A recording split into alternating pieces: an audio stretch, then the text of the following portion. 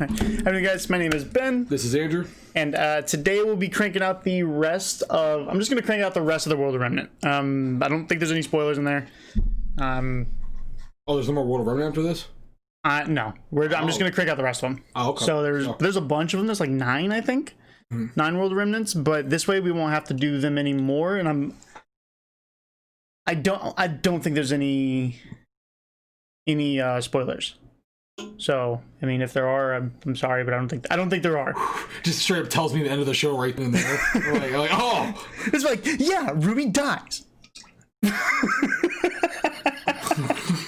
That's the end of the show, you know? Like, all right, so we're going to be starting with the 4 maidens. You already know about this because the full maiden power that Cinder had. Yeah. This is supposed to be shown during Volume 3 directly... like literally right after they fight the maiden. Yeah. So you heard the little fairy tale.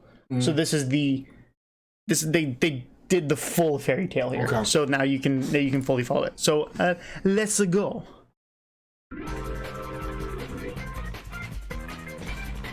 Whoa, what is this quality, bro? 1080. I only watched 1080. Only watch high quality.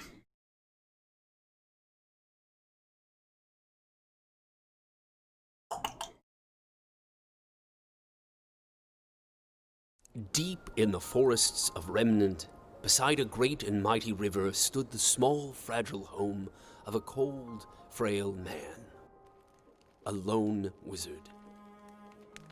Hidden from the dangers and distractions of the world, the wizard seldom had visitors. But on this day, as he peered out his window, his gaze fell upon a young maiden. Calmly she sat beneath his tree, in a state of absolute tranquility. When the wizard demanded an explanation, the maiden simply replied, "My name is Winter. I am on a journey, and I am waiting for my sisters." With that, she closed her eyes and sat in silence. The wizard told himself the girl was a fool, but the longer she sat, the more he wished to share in the serenity the young maiden enjoyed. In time, he grew tired and decided to close his eyes as well, thinking on this strange predicament. Upon opening his eyes, the wizard was befuddled to find that a second maiden had appeared beneath his tree, cheerful and spry, with a basket of fruit and flowers. When he asked for an explanation, the girl simply replied, "My name is Spring. I am on a journey, and I am waiting for my sisters." To show her gratitude for his reluctant hospitality, the girl retrieved a handful of seeds from her basket and planted them in the wizard's garden.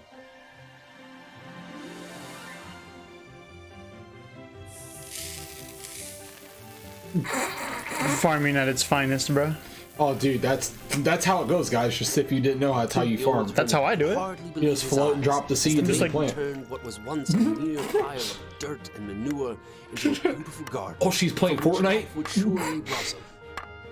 It's likely he would have gazed for hours, were it not for the unfamiliar laughter he heard from beneath his tree. Oh.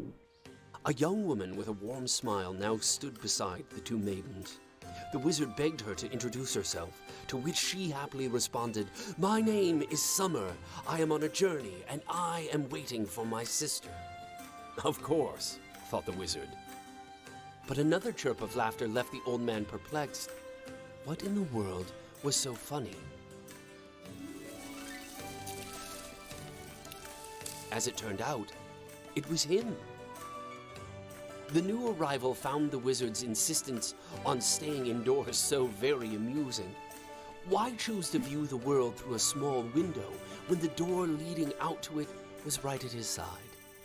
It was a compelling argument, and after only a moment of brief hesitation, the wizard left his home and stepped outside.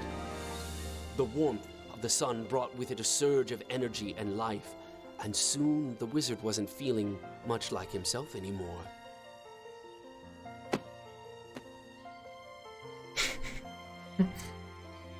She pushed him. Yeah, why she push the old guy? That's so foul. She's like, "Oh, you're in your 70s?"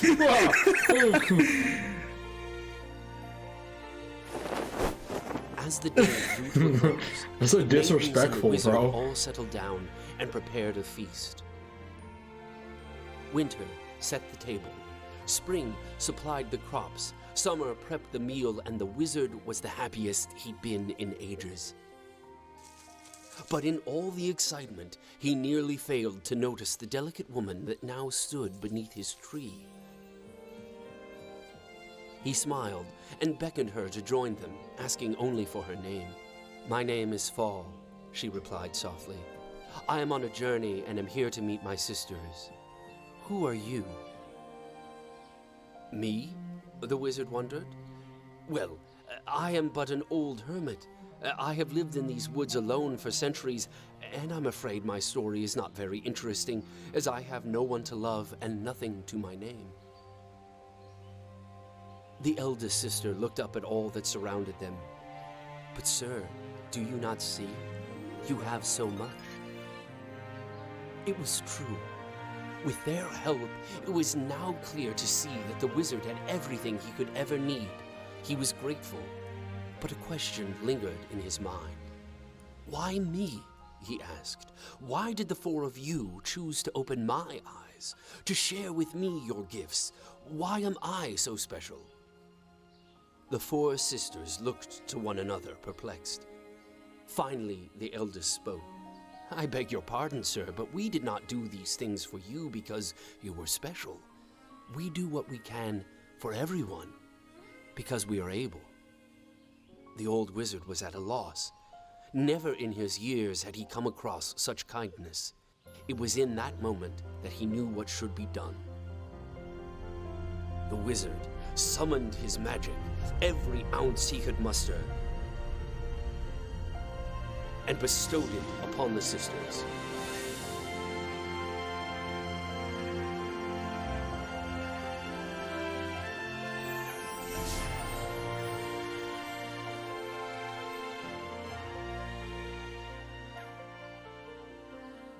He smiled.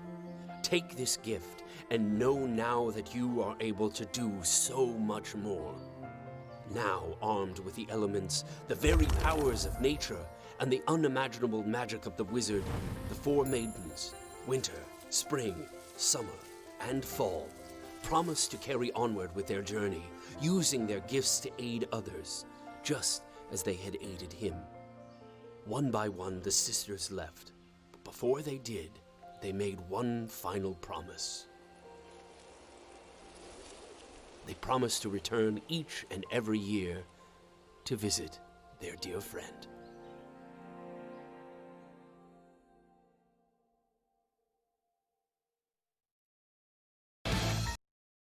Who's the wizard, my guy? That was how The maidens got their power. the four maidens got their powers, apparently. The wizard was just like, take it. And The wizard was like, "Have my power." I just don't know why she walked up and was like, "Hey, you came outside for the first time."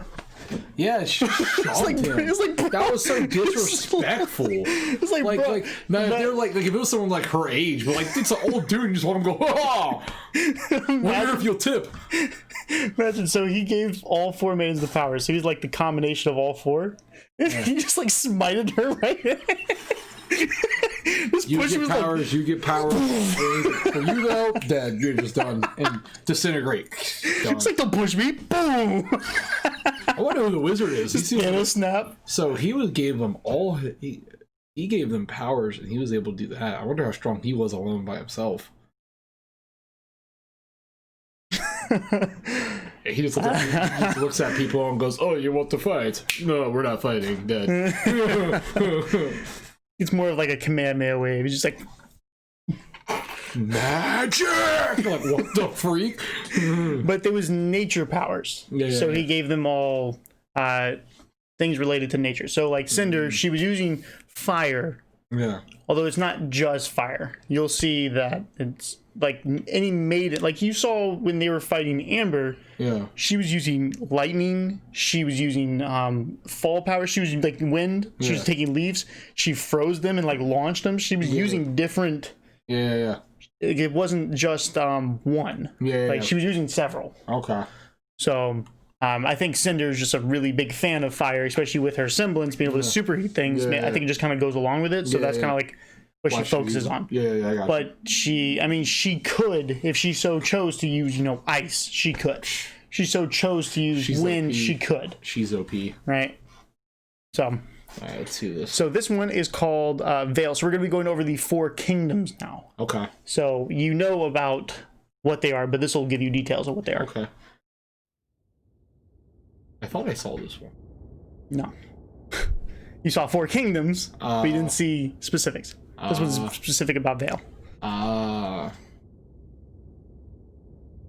Well, school's definitely out. But let's see if we can't all learn a little something. Welcome to the world of Remnant. Not the best place to live, but depending on where you're staying, it can get a little easier. You've got towns and villages that pop up as fast as they fall. The faunas have menagerie, but the sweet spots are Vale, Mistral, Atlas, and Vacuo, the 4 kingdoms of the modern era, and each one's special in its own little way. Let's talk about Vale. In the grand scheme of things, Vale's pretty well guarded. It rests on the northeastern end of the world's largest continent, Sanus. Like most successful kingdoms, Vale's survival over the years can mostly be attributed to prime real estate. Its front is protected by steep mountains, and its back is against waters too shallow for any real threat to pop out of. Not to say I haven't heard some crazy fish stories. Aside from the main city, which the kingdom's named after, the Vale territory also extends to several neighboring cities farther along the northwest coastline, as well as a small island named Patch. Nice place to raise a family. That's where Ruby's from. Into that sort of thing. Of course, all attempts to extend the kingdom's reach past the mountains and farther into the mainland have been colossal failures. Mountain Glen. Okay. But, like I said, in the grand scheme of things, Vale ain't half bad. Regular climate, natural barriers, and some serious border defenses means the citizens of Vale can spend less time worrying about survival and more time just living their lives. Of course, with the fall of Beacon, everyone's a little more worried these days. And they should be. That was about Veil. Gotcha. So, anything new? Nothing really. No. Nothing really. It's really like you get to. I mean, you already seen it, but it's like a refresher course. I did almost. notice something about the map though. What? There, one of the areas looks like a dragon. That looks like a dragon. You can't really see what I'm marking, guys, but it looks like Kevin. I guess. I don't know. It looks like a dragon right there. Yeah. So that is something good. You can So you have the Faunus, which have menagerie in the bottom, and then you have the other 4 kingdoms, and then you have the dragon. The dragon thing. I'm assuming that's where Salem resides, where the baddies reside. I'm assuming so too. That's what I would think. Yeah, I would agree that I think that would be where the land just becomes a dragon, just a dragon. I summoned the land. It's just a ginormous dragon, the size of kingdoms. All right, so we just talked about Vale. Now we're going to be talking about Mistral, which is on the right side of the map.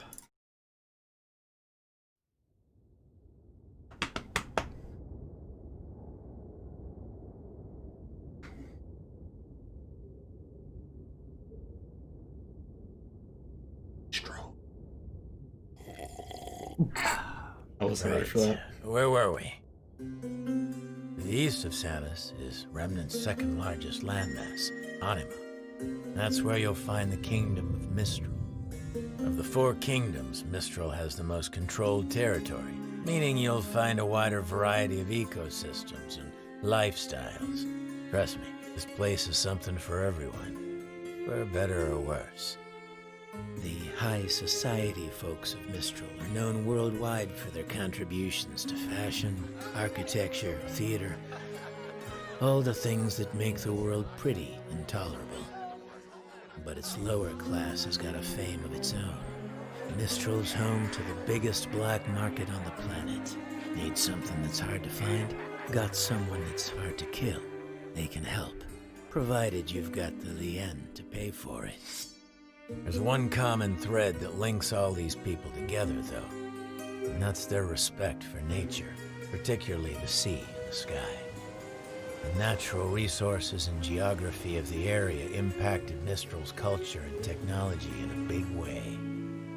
Its first settlers found shelter high up in the wind-carved cliffs, and as their population grew, so did their ability to utilize the land to its fullest potential. A real bunch of forward thinkers. Of course, the bigger the kingdom, the harder it is to govern. There's a reason traders and thieves flock to Mistral. The main city's right under the council's eye, sure, but places like Windpath and Kuchinashi start to get a little farther out of sight. There's plenty of places to hide in Mistral. Good high. Yeah, that was Mistral. Yeah. So There's a nice little black market there. yeah. So they not only are they like really good in the creative sense with, you know, their architecture being able, it's like it showed a mountain and then it showed houses on the mountain, like as it was going up. Yeah. So, you know, your upstairs neighbor might be like a house 10 feet above your house. Right you know, above it's you. like, Yeah. it's like, what's up, dude? Like, let me get the rope, bro. Like, so it's and then they also had the black market, but it's not only a black market. It's like they had the highest society and the lowest society. Yeah. So like not in terms of like rich, but they had like architectural stuff. The class of that society. Yeah. So maybe not the most technologically advanced, but like it's like a high society and like a whoa, that's shady, bro. Yeah. They're shady. The shady. All right, so look away real quick.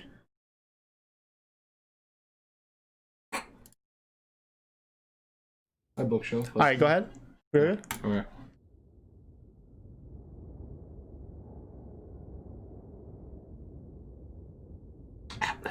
Atlas. I suppose it's time we talked about the fine people at the top of the world. Atlas is Remnant's youngest and arguably most successful kingdom, but it's a bit of a special case. See, before the Great War, there was no Atlas. There was Mantle. At some point in time, a group of settlers were crazy enough to venture out into the northernmost continent of Solitas. I guess when you're that desperate, a frozen hunk of rock doesn't seem like such a bad place to call home. As a matter of fact, the harsh weather conditions proved to be just as useful as the mountain ranges when it came to keeping the creatures of Grim at bay. But it also kept the people of Mantle from flourishing. Humanity's got a neat trick up its sleeve, though. Whenever we're faced with a problem, our inclination is to find a solution. The cold climate of Solitas forced its settlers to adapt.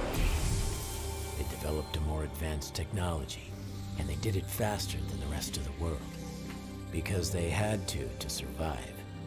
But it was the Great War that really kicked things off. New forms of dust application and weaponry allowed Mantle to expand. More and more territory was set aside for dust mining and research. The territory beside the kingdom's combat school, Alcius, was the most opportune area to construct a new R&D facility. But by the time things were all said and done, it would be much, much more. R&D, research and development. Alcius was reopened as Atlas after the Great War to house many of the warriors now seeking guidance in an effort to give back to the citizens. Mantle applied all sorts of new dust techniques and technologies it had used in the war to beef up the Academy's campus. The school grounds expanded faster than they could have imagined, and even helped to better secure the surrounding areas. It wasn't long before the kingdom's military moved in, then the labs and research facilities, and eventually even residential areas started popping up. In time, it became apparent that the city of Mantle was living in Atlas' shadow, and so the decision was made to move the kingdom's capital. Mantle was old news, and the kingdom of Atlas was born. A golden age of prosperity, they called it. those left behind in Mantle would probably tell you that it was the coldest winter they ever knew. So you have the original kingdom, which is Mantle. Yep. Right. And then due to necessity, they pretty much, well, people went and moved in. They made Mantle, which was a kingdom with like heating and all that, so they could survive in the cold. Yeah. Right. And then they started building right next to it because there's an ideal location, and then because of all the stuff they were pouring into it, it became so good that it was bigger and better than Mantle. Yeah. So now you have Atlas. Mantle and you have Atlas. Yeah. So they were like, we'll just make Atlas, since that's like the best place to be out of these two. Yeah. We're gonna go there. Yeah. So it's like, makes sense. Make a seance. and now we're gonna go to Vacuo. This is where his son is from, Okay. but he moved to Mistral. Gotcha.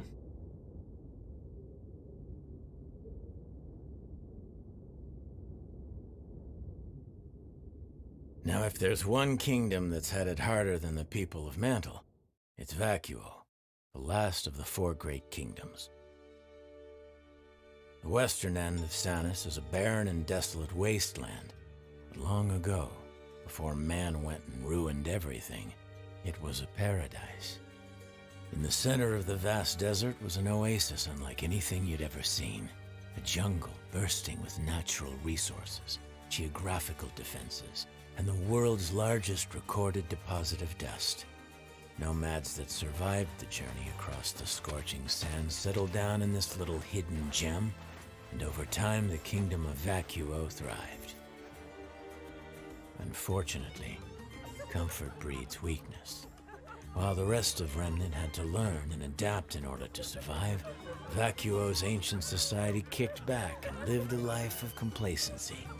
But when other, more developed kingdoms set their eyes on everything Vacuo had to offer, its citizens couldn't do anything to stop them from taking it.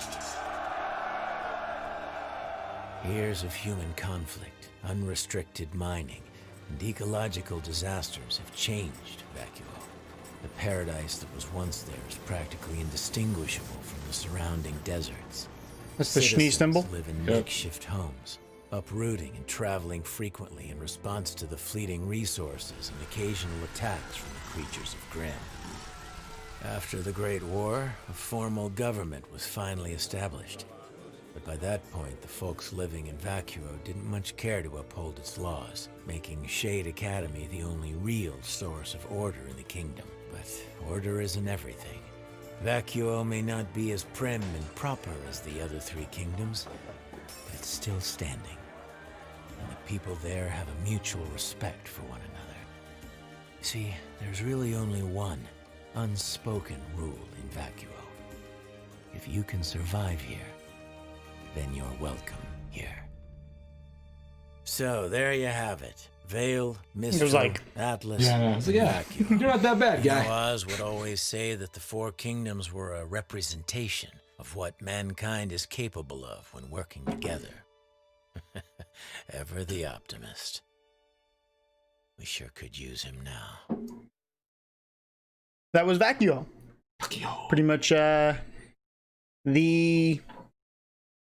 rogue group, if you would. Yeah. So, I mean, I feel like they're pretty good at explaining, so I don't really have to explain that much. No, but it was good. I like that.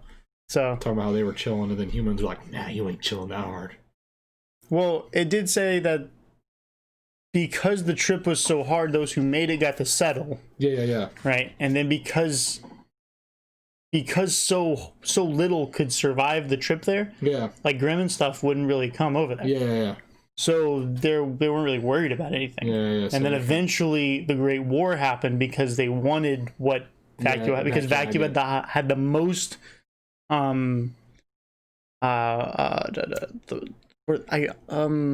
dust. Yeah. The biggest dust thing in the world. Yep. So Makes sense. they were like, we want that, you know? Yeah. So then the Great War happened, and then you'll learn about that. I think that's the last one. Gotcha. So it'll go over that. continent. Harsh deserts, Wait, what? a town inn. Hold up, look away real quick.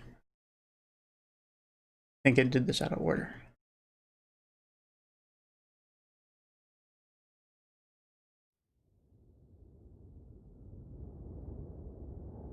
Oh, I did do it out of order. Okay. I don't want you getting spoiled on anything again. 5.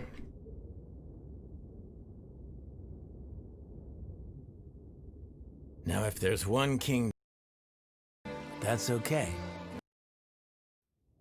Maybe we didn't watch it. Okay, you're good. Good. Okay, so now we're gonna do Between Kingdoms. Between the Kingdoms. Which I thought we had. No, we didn't watch this. Never mind. So, now you know more about the kingdoms. But, what's between the big cities? Alright, the easy answer is RWBY. There's no reason to beat around the bush. They're out there. And it probably won't go well if you run into one. But that's okay, because you're a huntsman. Or huntress. And you've trained at one of the major academies, so you're probably fine. Just don't get yourself overrun by a pack of them. Now, she died. after a long day of killing There she Grimm go. and saving the world, you're going to probably want to stop at a small town inn. Small villages dot the land between the major cities. You might ask, with the wilderness being so dangerous, why not just live in the big cities? Well, that life isn't meant for everyone. These small towns are founded by people that have a problem with the kingdoms, or don't want to deal with the kingdom's problems, or maybe just enjoy the simpler life and would rather take their chances in the wild than in a kingdom. It goes about as well as you'd think. If the founders are smart, then there's a good chance these towns can survive for the same reason the kingdoms continue to. Natural barriers, strong defenses, and stubborn citizens. If you don't have at least a few of those, then the chances of a town lasting more than a year isn't great. Unfortunately, it's not just the Grimm running around ruining towns. Wandering bandits are another threat. These groups of usually fairly skilled fighters travel the lands, never settling in one place. They often prey on convoys, sending goods between kingdoms. That's not all. These raiders will often wait for a town to be at its weakest, maybe after a Grimm attack or while its fighters are out hunting, before finally moving in at night and striking. Bunch of jerks. The worst part is, if the Grimm hadn't attacked before, you'd better be damn sure they will now. And you can't exactly have bandits raid your town without at least a few negative emotions. True. This is also why bandits never stay in the towns they conquer. With attitudes like the ones they have, Grimm tend to be pretty interested in them as well. As long as they keep moving, they've got a better chance of survival. Besides these small towns, the areas between kingdoms really depend on the continent. Harsh deserts, icy tundras, lush forests, you name it. At this point, pretty much every inch of Remnant has been mapped out. Although there are some areas that no one's gone into and come out alive. And of course, somewhere out there is where she is. Salem. Is that who he's hinting towards? I assume. He's talking about These nuts. Yangi. Oh, Yeah. Yangi. Yeah. My fault. I was talking about these nuts. So pretty much, I mean, there's little towns Yeah. outside In between the and kingdoms. they're not under the. So they have disagreements with them, and they want to go live on their own. Yeah. And most of the time, they fail. Yeah. So. Yep. I don't even know what this one's called. Faunus. Faunus. Oh yes, Oh. yes, the Faunus. Faunus. Those monsters. No, I'm kidding.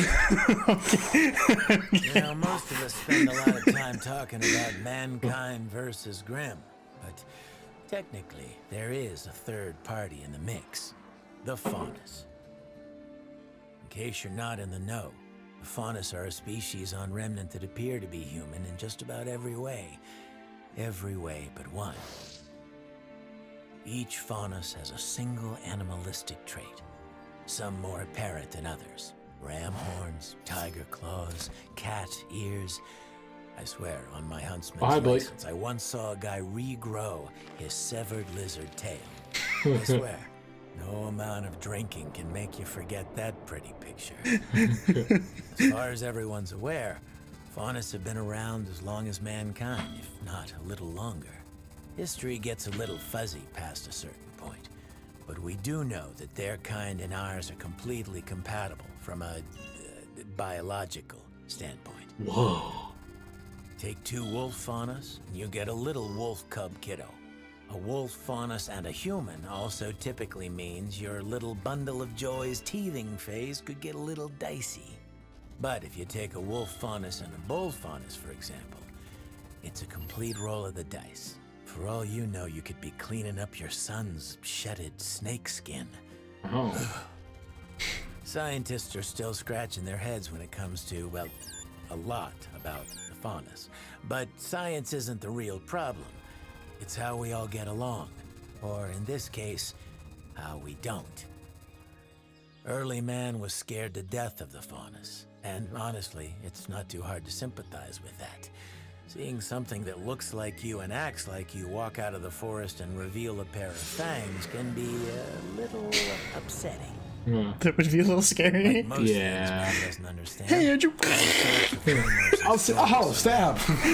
Like plague, pushing them out of settlements and sometimes even hunting them down. Man began to outnumber the Faunus, and the Faunus began to consider man nothing more than a hostile species. Can't really blame them. These clashes between species were unavoidable, as land that was safe from the Grim was in constant short supply. But it was the Grim that finally brought humans and Faunus together for the first time. A village in Sanus fell under attack, and the only reason anyone survived was because the humans and Faunus united against their common enemy. It was a step in the right direction, but it didn't fix everything. Once humanity learned they weren't so different from the Faunus, they still used those differences as an excuse to exploit and alienate them. The treatment of the Faunus differed around the world, and things wouldn't improve much for them until the Great War. Veil and Vacuo against Mantle and Mistral, a war unlike anyone had ever seen. And when it was over, the world was desperate to find compromises that would ensure they'd never see the likes of it again. Faunus were awarded equal rights as citizens of Remnant, and as an apology, they were given an entire continent of their own to do with as they pleased. There were some that saw this as fair and just, but many saw it for what it really was, a slap in the face from a nation of sore losers. And so Menagerie was born. There's still Faunus all over the world, though the fair treatment they were promised varies in quality from place to place. But Menagerie will always be their safe haven. Here's the thing, though. You can only push and prod people so much before they reach a tipping point. And when you pack those people together, it just makes it all the easier for them to get organized and get even. Thus, the White Fang was born. What the thing? Makes sense. So, I mean, there's a war. I mean, I think you can honestly understand the humans' fear of the Faunus. You can understand, but maybe not to that extent. I think in the beginning, I would probably be in total agreement. Just because, like, if I just was randomly walking around and I've never seen a Faunus and there was nothing about it, and I just see a human with, you know, Wolverine claws running at me or walking at me, just standing there, I'd be like, bro, what is this? What's going on? But at this point, they know what it is. Yeah, they know they just have animal features. Okay, whatever. Yeah. So I think at this point that would be because it was discovered, Yeah. right? And it was thought about, right? So I mean, if the person was like running at me trying to like kill me, I'd be like, "Ah, it's a monster." But like, I would think that if some normal person ran at me, I'd be like, "Ah, it's a monster." Touche. But yeah, but I agree with it. But yeah, so they put him in that corner, that small little island. Yeah. You know, it's like the Australia, pretty much. It's like, oh, here, you have your own place. Yeah. Yeah. When we got these big old monster places, you can have this little speck here. Yeah. Have it. So, I mean, it is just, yet unjust at the same time. Because it's not fully just. It's like a smack in the face type thing. Yeah. So, now we're going to go over the Schnee Dust Company. Oh, Schnee Dust Company.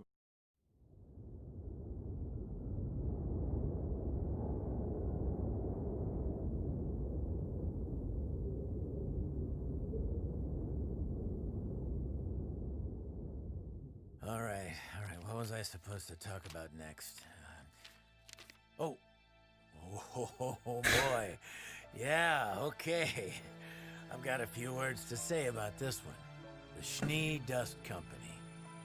Bunch of self-entitled, monopolizing SNOBs who only care about making a profit, no matter how many little people they gotta step on to make it happen.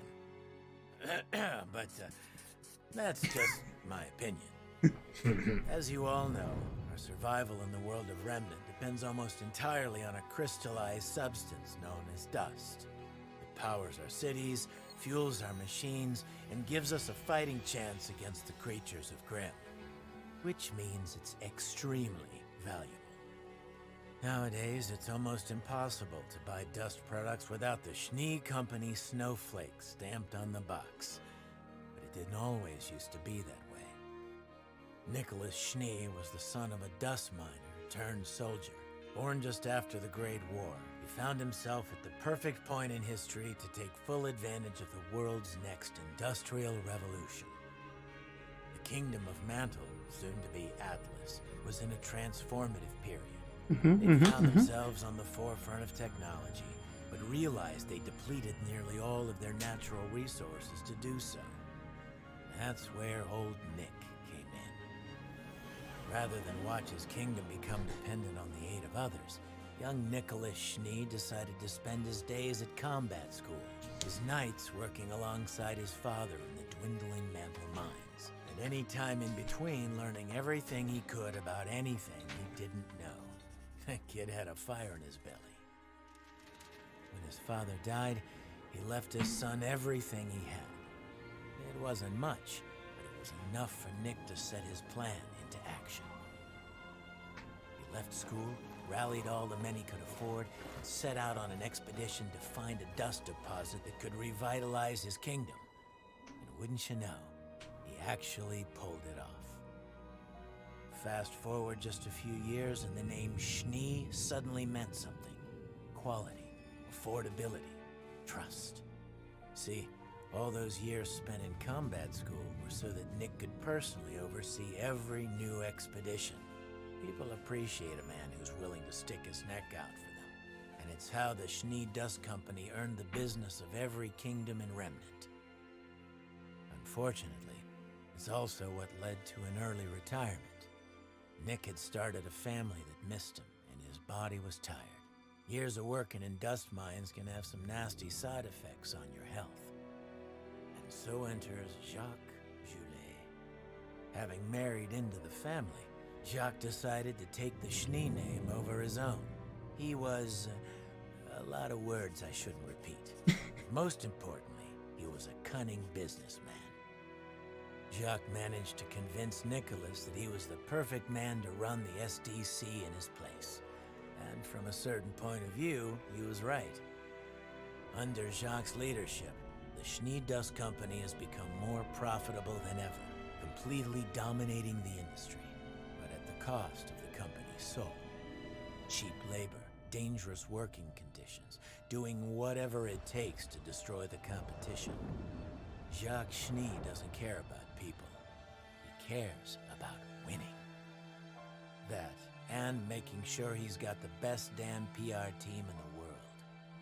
The Schnee name still means something today, but as for what it'll mean tomorrow, well, your guess is as good as mine.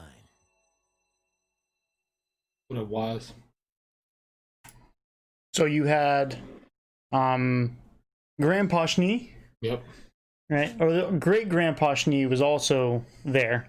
Yeah. But so Grandpa Schnee was very self-driven. He was like, I want to learn pretty much about everything. So he drove himself, and then he was like, I need Atlas to be better.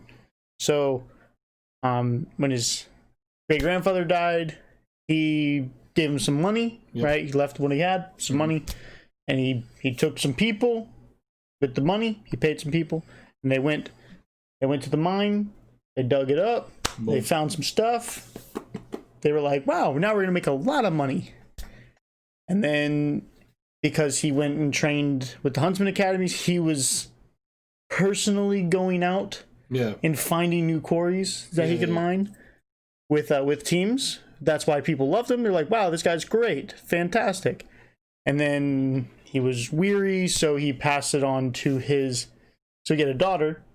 And then Jacques married in, and instead of Mama Schnee taking his name, he decided to take her name. So he became Jacques Schnee. Jacques Schnee, yeah. Rather than Jacques, whatever his name is. Right? It doesn't matter what his last name is. So he became Jacques Schnee. He adopted the name. And he was like, hey, like, you should let me run the business because you're tired, you're old, you know, let me do it, I'm good, you know? And then that's when all the controversial stuff that we know now. Yeah. So, and you saw he had, like, Faunus workers. Right? When he had the thing in his hand, the dude pushing the cart, he had ram horns. Yeah. So, Faunus labor, right? Which Blake is very much against. Yeah. So... And then you have Weiss. So you had Winter, you had Weiss, and you had Winter and Weiss. So, and Weiss is the heir to the throne, or to the company. But why do you think that Winter is not the heir, since she's older? I don't know. Kind of don't understand that. So what would usually cause someone to, like, what is like the number one reason? Like if you had like a kingdom and you had like, okay, you know, I'm the king, I'm gonna pass it on to my firstborn. What would cause you to give it to your secondborn rather than your first one? Age, I guess. Longevity. Well, I'm sorry. What would cause you to give it to your second one rather than your first one? Because by the time I'm off the throne, the second one's going to be younger than the first one. The first one's going to be too old. I don't know. I suppose. Okay, so usually it's death. Usually the oldest dies. Yeah. But Winter's obviously alive. Yeah, she's alive. So the second reason would be because of like it could be rejection. That could be one. I'll say that's number 2, rejection. Number 3 is usually a disagreement of some sort. Yeah. So you're not seeing eye to eye. Well, I would assume because she takes part in the military. So, like, it's like she stepped away from that company for a reason. Now she's a part of the military. Yeah. So, and then you also see how sad Weiss is. Yeah. So, and how kind of jacked up she was from that. Yeah. So, now we have Weiss as the heiress instead of Winter, because Winter stepped away. Apparently, from what you're saying. Yeah, that's what it looks like. So this is going to be the last one. It is called the Great War. The Great War. Met on the island. Whoa! Oh my God! It's ruined. I can't. I'm just gonna reset my life. Where's the rewind button? You're spoiling my life. You don't know that video? The Great there's a video. What a terrible name for such a skit. Some of them. At the end, you die, just so you know. Though the war itself lasted around 10 years, the century leading up to it was filled with so much tension, you might as well lump them together. And most of that tension was coming from Mistral. Territories rich with resources and safe from Grimm have always been in high demand. But the Emperor of Mistral had managed to conquer nearly all that Anima had to offer, thanks in part to an unlikely friend, Mantle. The two kingdoms had formed an alliance. Mistral provided the small kingdom with goods unavailable in the frozen tundra. In return, Mantle introduced technological innovation as well as guidance in the settlement of Anima's cold, northern territory. It was good, until it wasn't. An incident in Mantle led to a strange and unexpected decree: the abolishment of the arts and repression of self-expression. The people of Mantle had come to believe that they would be much safer from the Grimm if they could simply keep the emotions of the masses in check. Given Mistral's strong, artistic culture, many assumed this would be the end of their alliance. But they were wrong. Mistral complied, selectively, enforcing Mantle's wishes only in the outer territories, allowing the centralized powers to continue to live as they pleased.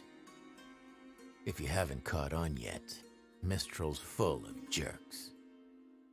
The people of Vale had a problem with this. Well, they had a problem with a lot of things Mistral and Mantle had been up to.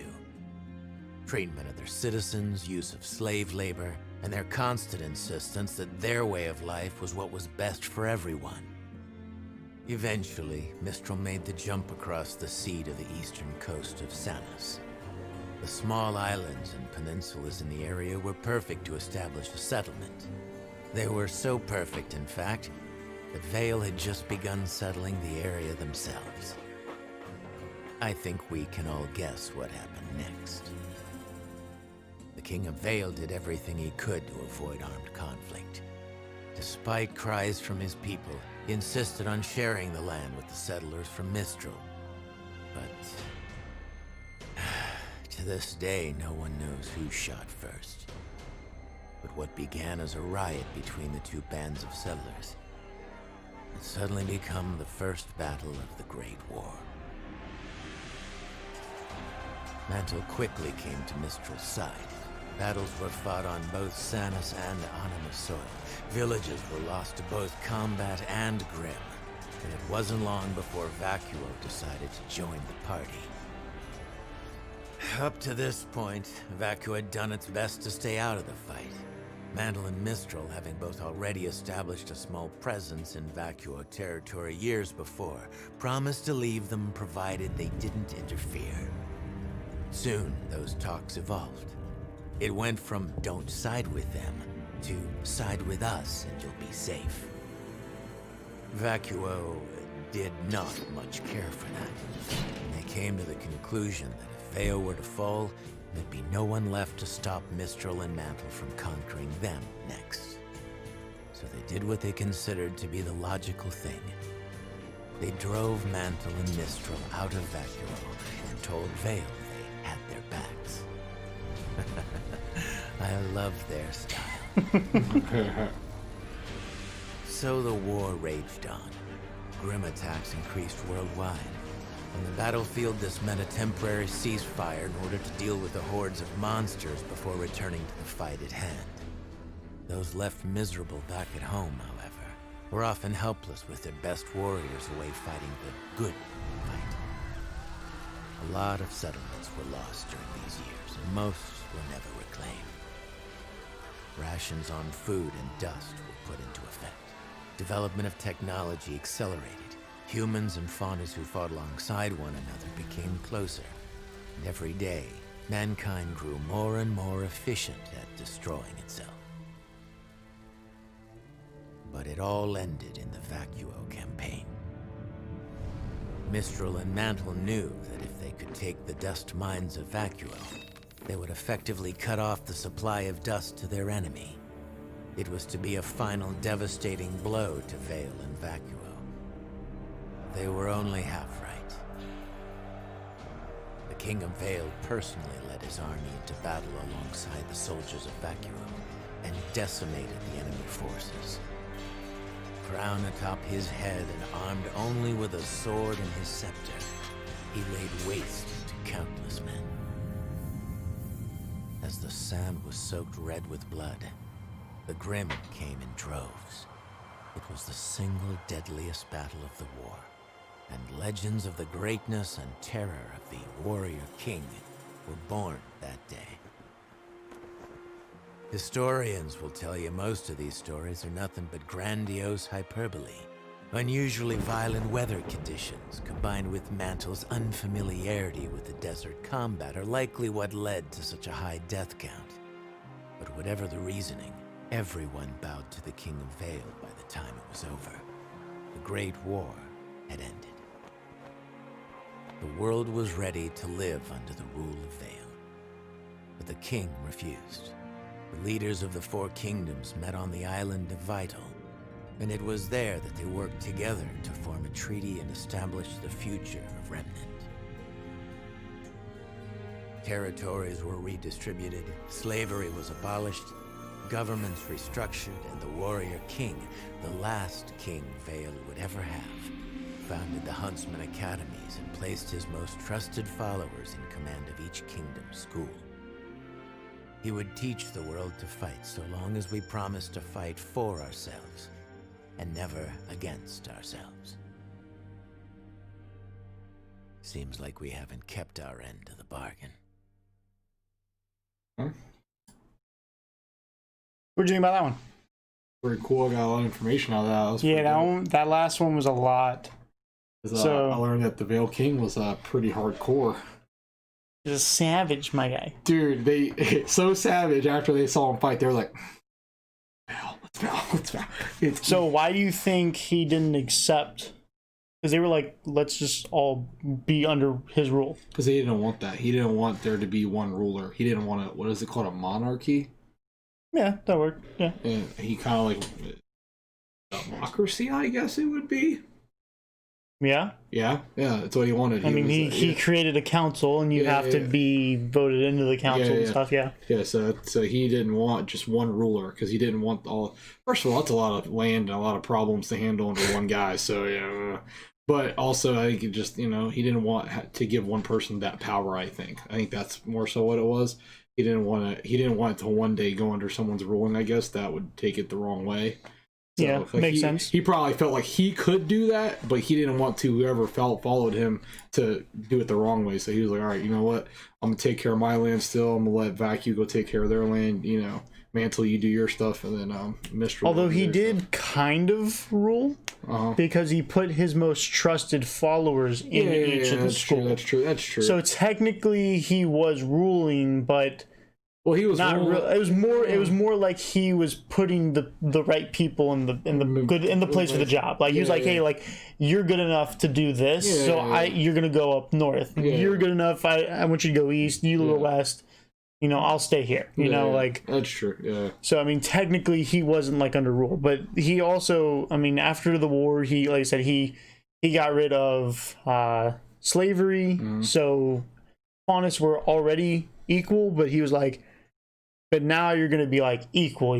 You're not going to be like a little equal. You're going to be like, you're equal. But now you can still see that they're still not getting treated fairly, right? So there's still remnants of wow. There's still a remnant of what do you call it? Of pretty much the aggressiveness. We didn't see much in Vale. Yeah. Because Vale was ruled by the king, so it was the most equal place. But in other places, such as like the shady place of, Mistral, we may see more.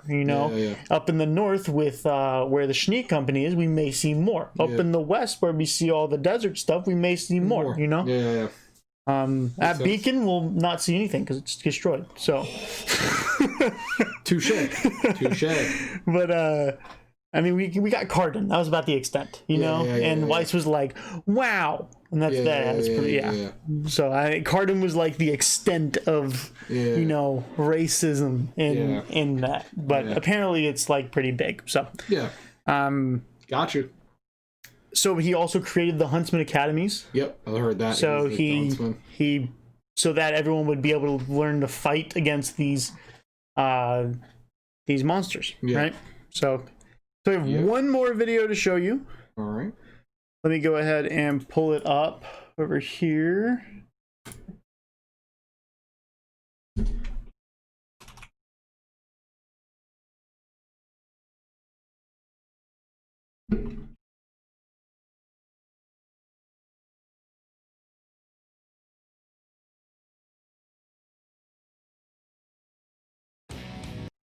T-Mobile is I don't care about you, T-Mobile. All right, so here we have.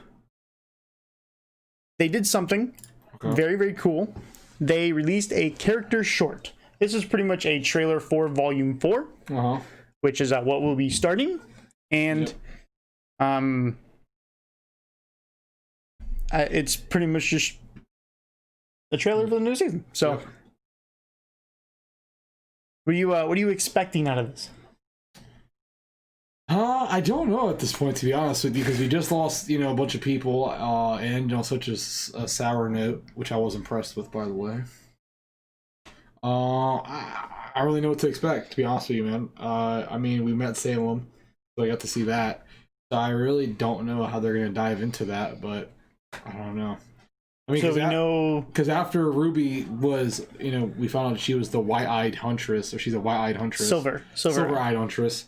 Found out that they have this special ability that we got to see a glimpse of, but we don't know what it did, because we saw her lose her cool and her eyes, shoot out those things, and then it just went blank. So we don't know what she really did. Okay. But we know she's capable of something. And her was it her uncle or her dad that explained it? It was her Uncle Crow. Yep. Crow explained it to her.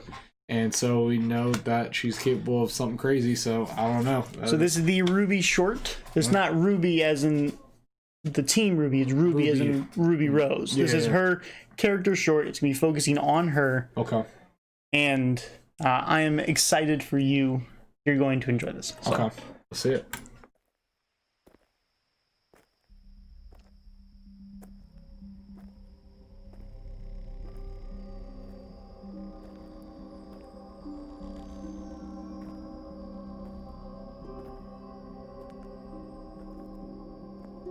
Do you notice anything? The graphics are so much better, dude, than the first trailer. Is that what you're getting at? Let's just say Volume 3 was really good for them. Yeah, I could tell.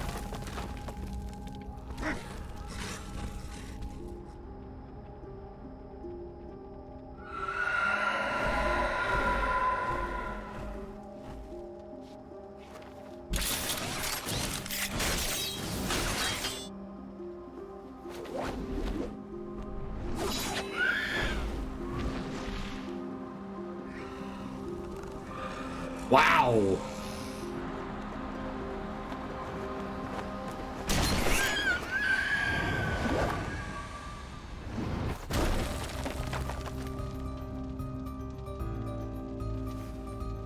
Dude, that's insanely better! Whoa! That looks crisp, my dude.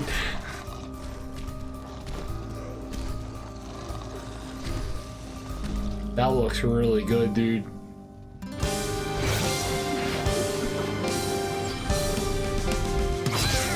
It's a little loud.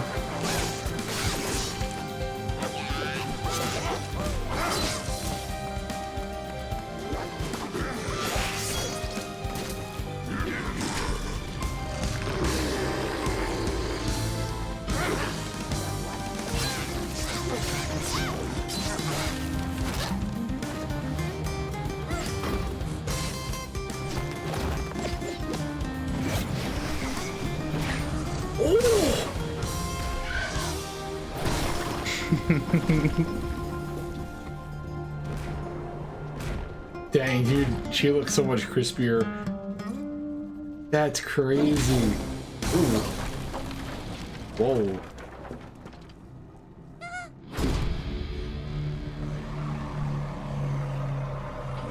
Is that a gorilla?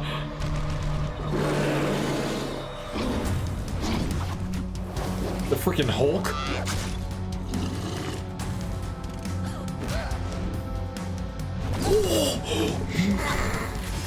Dude, that grows savage.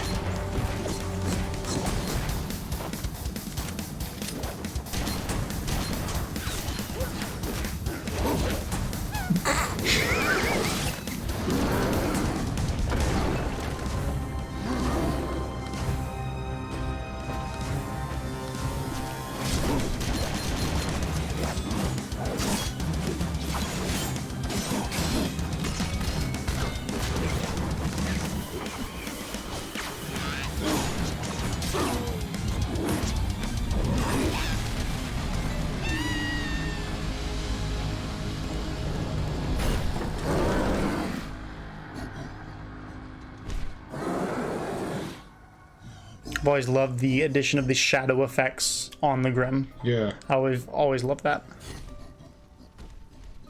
Man, that's insane how much different the first 3 volumes are compared to this one, like graphic wise.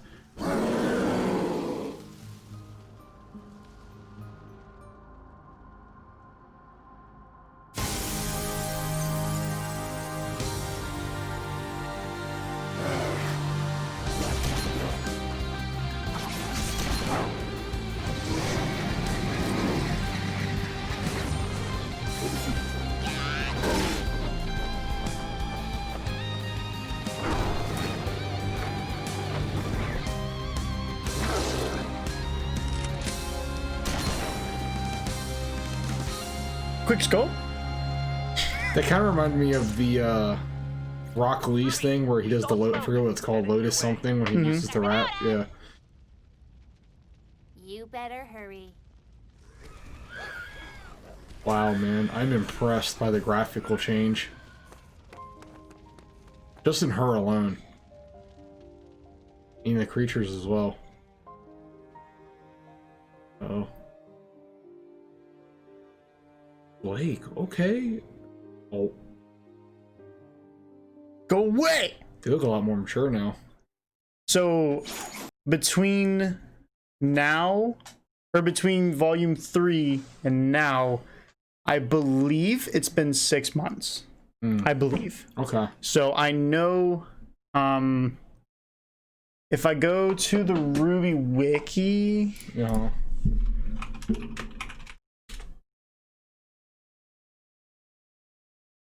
or I guess I can just type it in. So volume 4 and 5, she's 16, right? So it'd say, like I said, volume 1 through 3, she says she's 15. I told you I believe she's actually 14 in the beginning, but whatever. So she's 16 right now. Yeah. Right. So she was 15, now she's 16.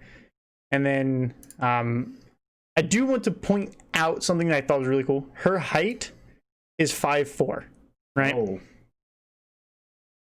So, The scepter. whoa! This is not it. Oh, I shouldn't have closed that.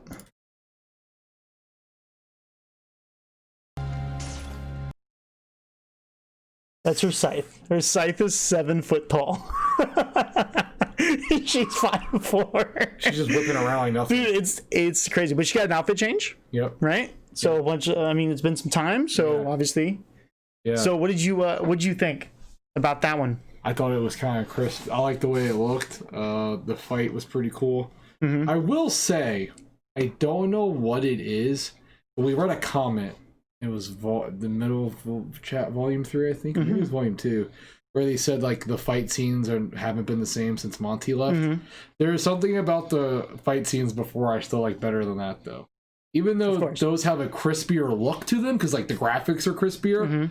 For some reason, I think it's more of the mechanics that they put into the original fight scenes, where I can't really. So I have drawn that down to remember how I told you he was a professional dancer? Yeah. He knows how the body moves. Yeah. Right? And he's obviously done some sort of martial arts because of, I'm thinking it was Taekwondo, because in the yellow trailer, the white twin out of the two, the ones that are doing the kicks, those were Taekwondo moves. I mean, as someone who's done years of Taekwondo, those were Taekwondo kicks. Are you a first degree or second degree? Second degree. Second black belt, by the way, guys. Boom, boom. I can't kick anything anymore, but well, you at least have the knowledge, though. yeah. I mean, if I need to defend myself, I can. I can stretch out a little bit. Give me about 10 minutes before you fight. Right? I gotta stretch out. Right? So I like to think because of his super passion he had for this show, which was his creation, it was his baby. Yeah. Along with what I believe him to be a martial artist. I don't know. You can tell me if he is in the comments. Yeah. And I do know he was a professional dancer. Knowing how the body moves, he had a spice that he put on. I noticed on a that fight. it seemed like there was more. It was more choreographed. I mean, like you saw more of the body features moving. It was like there was never like in between. And now this fight, it was cool, but like you saw her like it was like her speed bolts. You didn't really see her move. It was just like little jolts of like speed and this and that. Like It's almost kind of I would like I think everyone who's seen the show is in agreement. Yeah. That the best fight scenes are from volume 1 and 2. The ones he directly worked on. Because like the Pyrrha versus Cardinal fight, that's probably one of the best fights. Because you see every single detail and you see every single piece of movement in the fight. And it's not that these are bad. Oh, these aren't bad. But it's like if you have your favorite donut shop and then you go to another donut shop who makes the exact same thing. There's something different about it. But I think the Monty ones are more detailed, as in what they show in the fight. Now these, like I said, these are going to look cleaner because these have better graphics. But now you're missing that, like, every single, like, detail of angle they take. Like, for instance, you're missing Monty. You're missing it because they're kind of shying away from showing every single, like, movement that RWBY made in that fight. Well, because that's what Monty did. That was his thing. He showed every single movement, like, and body part that moved in the fight. Every movement of the weapon being swung. You know, like it shows all that. Like, I can tell you they're starting to get back to that, but it's like I said, it's just not Monty. So like you do have to take your fights with a grain of salt now, because you're not going to have Monty. But because this is like the first time, like if I have this correct, this is like they have, like when Monty passed, he had like, I don't even know, like 20 volumes worth of stuff written out. I don't know how many. I mean, obviously that stuff is going to be changed, right? That could be exaggerated. It could have been 10, could have been 15, could have been 20. I just throw 20 out because it's a nice number. Right? He had a bunch of different volumes, and it was just guidelines, like, oh, good guys go here, bad guys go here, this happens, you know, like this is the plot. He drew out the plot, but he didn't, like, he had the meat and he had the buns, but he didn't have like the vegetables and all the other stuff that makes the whole thing. So RWBY has taken over that. I mean, because they have to, right? They either could have ended the show when he died, or and put it at an abrupt end, or they could have continued following his guidelines. Which honestly, I think this was the better option. Yeah, of course. Right? Even though it doesn't have his spice, I still think it's phenomenal. Right? The story writing, I mean, there are some things that are very agenda driven. But I take those with a grain of salt, and I move on, because you can tell that it's kind of irrelevant, but it's like whatever, you know. I'm not really worried about it. But like these graphics are pretty much this is your reward pretty much for making it through the first three volumes, right? And it was because how good it was. That they can afford. They got a brand new software. The first one they do, there was like Poser 20 something, 2010 or some crap, and it was, I looked it up, and it was only like a couple $100 a month to use the software. The new one they have, it's like a couple $1,000s a month to use. And they do crispy, bro. And this is them learning how to use it. They're in volume 8 now, and it is jaw dropping. Like I mean, it is so good. It looks a lot crispier, and man. Like it may not be hand drawn as some people like, but it is. I like to think of this as early stage PC. So you had console, which was like, it looks pretty good. I'm gonna say console is like hand drawn animes, right? This is just my opinion. Don't roast me, right?